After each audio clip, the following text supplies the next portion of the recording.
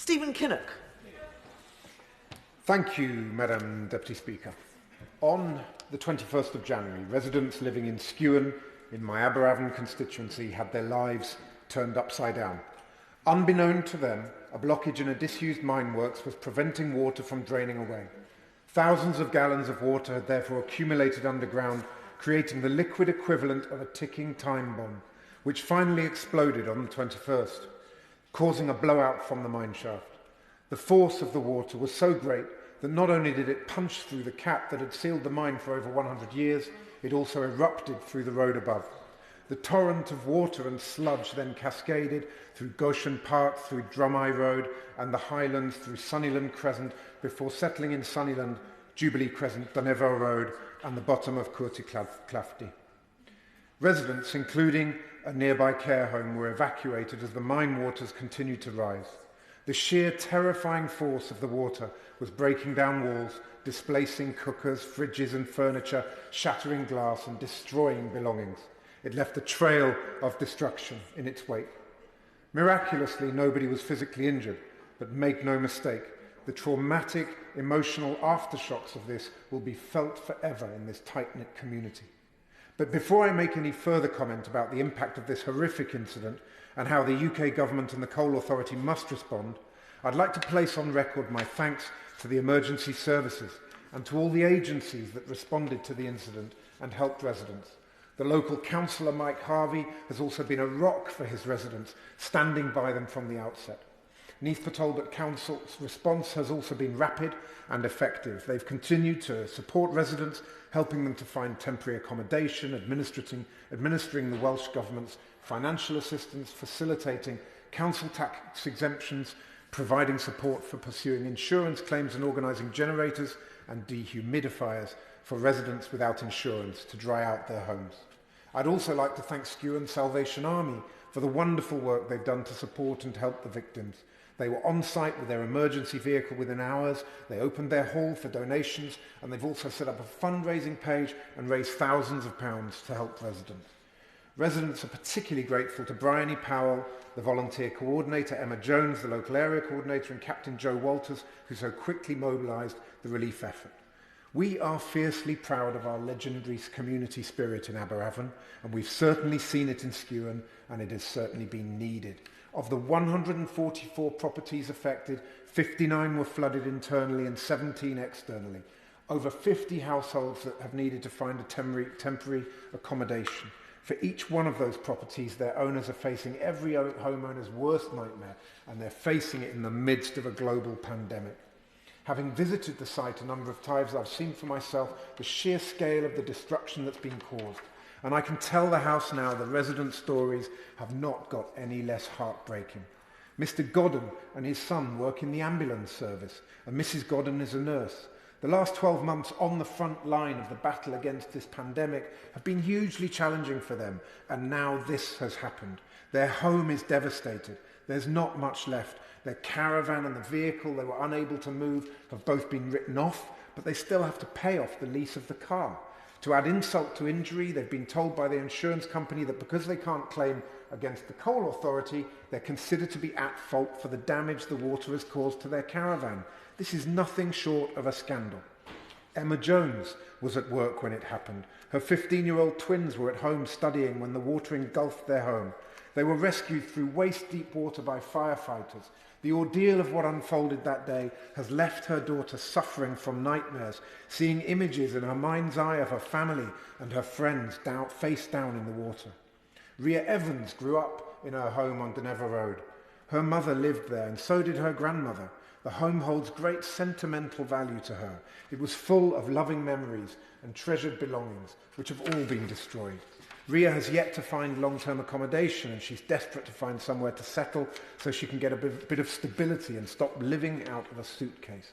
Every day is a constant battle for her. She's struggling to sleep, she's struggling emotionally, she's struggling to focus, and that's affecting her work. Every time I speak with residents, I'm profoundly impressed by the dignity with which they are conducting themselves. However, I have to tell the Minister this evening that there is a growing feeling of anger and betrayal about the way they're being treated by the Coal Authority and by the UK government. The Coal Industry Act of 1994 transferred responsibility for mines, including the one in Skewen, to the UK government. At that time, the Coal Authority was established and given the responsibility for managing the effects of past coal mining and dealing with the myriad of environmental and safety-related issues that are the legacy of the coal mining industry. The Skewen mine was inspected in 2011 and deemed a low risk, but it since transpired that the map was incorrect and the wrong location had been inspected. Lessons must be learned from this sorry tale, but the bottom line is that the responsibility for the botched 2011 inspection lies squarely at the door of the Coal Authority and the UK government. So why on earth should residents be expected to pay a single penny for damage that's been caused through no fault of their own? Residents simply cannot fathom why the Coal Authority are not accepting liability for the damage the mine water, the ochre and debris and sludge from the mine has caused to their homes, and I have to say I'm equally baffled. Residents are continually being told that the UK government and the Coal Authority do not have liability for flooding and that water is water. It's not owned by anyone. These arguments are both insensitive and nonsensical. The blowout was not an act of God, like a river bursting its banks or a storm surge. The mine workings are man-made. They are the responsibility of the Coal Authority and, by extension, of the UK government. The simple fact of the matter is that there is a moral responsibility here that each property must be returned to the condition it was in on the 20th of January and that no resident should be burdened with cost. What has been offered so far by the Coal Authority is frankly an insult. £500 does not begin to scratch the surface when the cost of the damage caused by the mine water is running to tens of thousands for each property. One resident has been quoted £50,000. The Coal Authority and the UK government are dogmatically sticking to their mantra that residents need to go through their insurance companies. But what about those who don't have insurance? There are around 20 properties with no insurance, and the intransigence of the Coal Authority and the UK government means they're expected to find substantial amounts of money to make their homes fit to live in again. This is an appalling way to treat people who've had their homes destroyed through no fault of their own. Even those with insurance are finding it doesn't cover everything. Gardens, garden furniture, driveways, fences, outbuildings that have been damaged are not included. In some cases, residents have building insurance but not contents insurance. Rian David, her husband and 2 young children, they were evacuated from their family home. They've been told they won't be able to return for a year. Despite taking out a large sum of insurance, it's not enough to cover the extensive damage. The initial damage came to £18,000, but the secondary damage, such as damp and other causes, has added a further £5,000 to the cost. By the Coal Authority's own admission, this was a unique incident, and the work to remediate the mine shaft and install a water management system should prevent any future recurrence. A compensation fund, therefore, must be set up to cover all uninsured losses and other unforeseen costs. The unique circumstances and the work of the Coal Authority would mean this is a one-off payment in exceptional circumstances. It would not be setting a precedent. It would simply be doing the decent thing in response to an exceptional and unprecedented incident. This is a question of doing what's morally right, and the UK government must respond accordingly. The Minister has stated from that dispatch box that she will visit Skewen to see for herself the damage and destruction that the water has caused, and to hear directly from residents. But to date, we still do not know when she's coming. Only by visiting the site can she appreciate what has happened and truly comprehend the devastation. It's absolutely vital the Minister comes to Skewen before too much remediation work is carried out. It's only by speaking directly with the residents she can fully understand the enormous emotional toll that this is taking. She needs to grasp the traumatic impact that the intransigence of the Coal Authority and the UK government is having. The saying goes that actions speak louder than words. The Coal Authority and the UK government have offered the victims plenty of warm words, but statements of sympathy rapidly curdle into empty platitudes if they're not backed up by tangible deeds. The longer the Minister stays away, the clearer it becomes to my residents how little the UK government cares about what's happened to them. Residents are equally worried about the impact of the incident on house prices. The authority and the UK government must engage with estate agents and mortgage providers to ensure their valuations and advice are based on a clear and comprehensive understanding of the uniqueness of what has happened. How residents have been treated by insurance companies is also a lottery. Some have acted reasonably well, but others have not.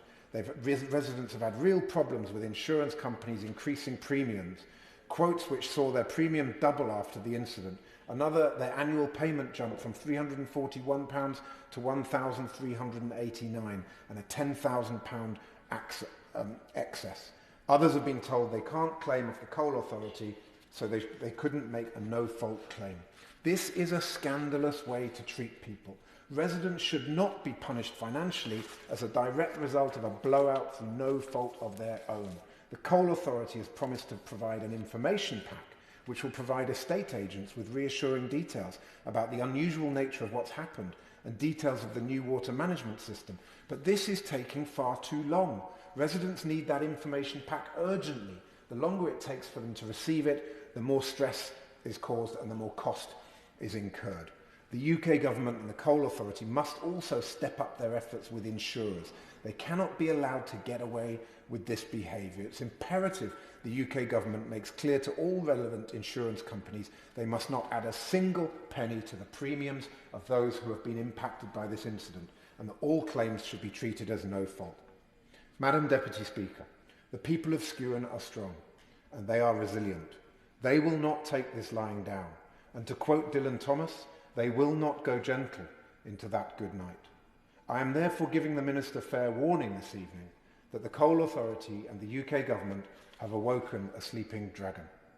She needs to know that she is in for a fight if she continues to stick rigidly to her stance. I have great respect for the Minister, and I know her to be a reasonable person and a credit to the important position that she holds. I'm therefore calling on her to recognise that this is about doing what is morally right.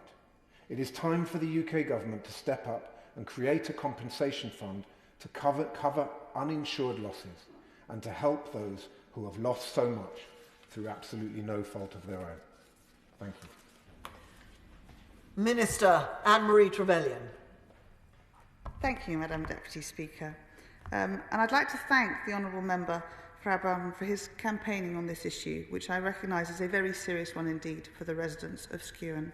I'd also like to add my respectful gratitude to all those who he has mentioned who have helped residents through this incredibly difficult and stressful time.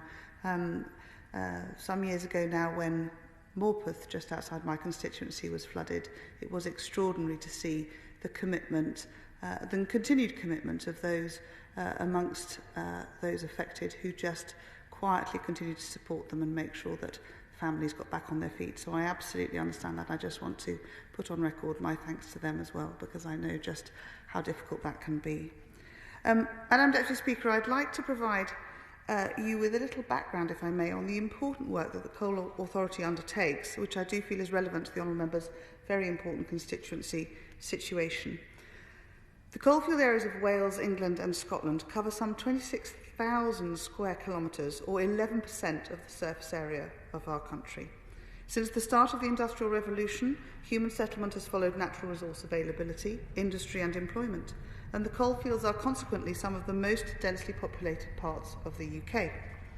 Some 7 million properties lie within the coalfields, 1.5 million properties lie above workings where coal has been mined at depth less than 30 metres, and more than 170,000 mine entries are known of. Alongside these, there are hundreds of miles of underground roadways, adits and drainage systems which are often only partially mapped, especially in very historic coal mining areas.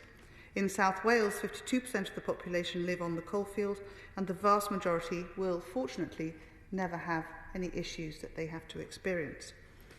Though there is little active coal mining today, centuries of underground and surface extraction have created a legacy of environmental issues and public safety hazards. And as my honourable friend mentioned, the Coal Authority, which was created under the 1994 Coal Industry Act, when the previously state-owned coal industry was privatised, to regulate the industry and manage these legacy issues. So the authority helps to manage the UK's energy legacy safely and responsibly. A substantial legacy of mining hazards do remain in many major conurbations, with 1/3 of the documented coal mine entries in urban areas. Surface collapses above abandoned workings and shafts present the most common risks to the public. So the authority has a 24/7 hazard line enabling the public to report mining hazards around the clock in order to ensure immediate responses. Approximately 1,000 surface and substance incidents are reported each year, about half of which are found to be coal mining related. The scale of the issues means that costly proactive remediation of the surface effects of mine workings and mine entries is carried out only when there is a higher risk to persons or property. In 2008, the authority began a risk-based mine entry inspection programme to identify such areas for proactive remediation. To date, some 149,000 shafts have been inspected, and less than 1% of these have required remedial treatment. The coal mine works in Skewen date back beyond 1830. There are 287 recorded mine entries in the immediate area of Skewen, which are part of the proactive inspection programme. The mine shaft involved with this awful flood and the area around it was inspected in 2011, as my honourable friend mentioned, and no concerns were identified at the time. It was mapped approximately 20 metres away from where the Coal Authority now know it to be. A mine drainage level in the vicinity has operated effectively for a very long time, but had become blocked, causing water and pressure to build up, eventually connecting with the nearby mine shaft, which allowed it to rise to the surface. Following the additional heavy rain from Storm Christoph, this caused the water to force its way out, leading to the flooding on the 21st of January this year. This is considered an extremely rare event and was unforeseeable.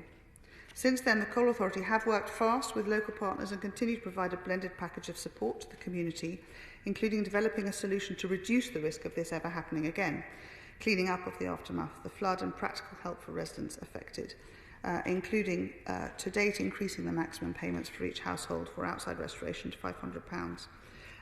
But this is, without doubt, a deeply, deeply sad and very, very upsetting incident. And I have had absolutely what the Right Honourable Member for Avon has said about liability and indeed moral responsibility. The Coal Authority's work handling substance and safety associated with former coal mines is a statutory duty under the Coal Industry Act of 1994 and the Coal Mining Subsidence Act of 1991. The 1991 Act sets limits to this liability in terms of defining coal mining subsidence damage.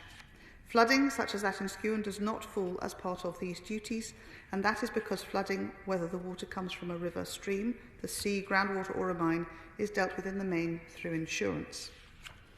The Coal Authority is doing everything that they can to support the community within the bounds of this legislation and the guidance they have to work within. But I am very pleased to note that following a meeting last week, the Coal Authority are reviewing their package of support, and I will watch closely to see how that progresses. Madam Deputy Speaker, the scale and complexity of our historic mining legacy does mean that the authority will never be able to inspect all that is underground. I deeply sympathise with the Honourable Member's constituents, and I realise that this is an incredibly frustrating and distressing time for them. However, it is neither affordable nor practical to underwrite flooding damage risk associated with former mining works for some 7 million properties, any more than it is for flooding from other sources. But I will, as I say, Madam Deputy Speaker, continue to monitor progress and hope to get to Skewen for myself as soon as lockdown restrictions allow, so that I can hear firsthand both from residents and those of the Coal Authority charged with the management of our coal mining legacy. And I will watch very closely to see how this revised package under consideration rolls out. But I hope very much, Madam Deputy Speaker, when the lockdown restrictions, I hope, lift in the weeks ahead, to be able to get on a train and head to South Wales as soon as I can.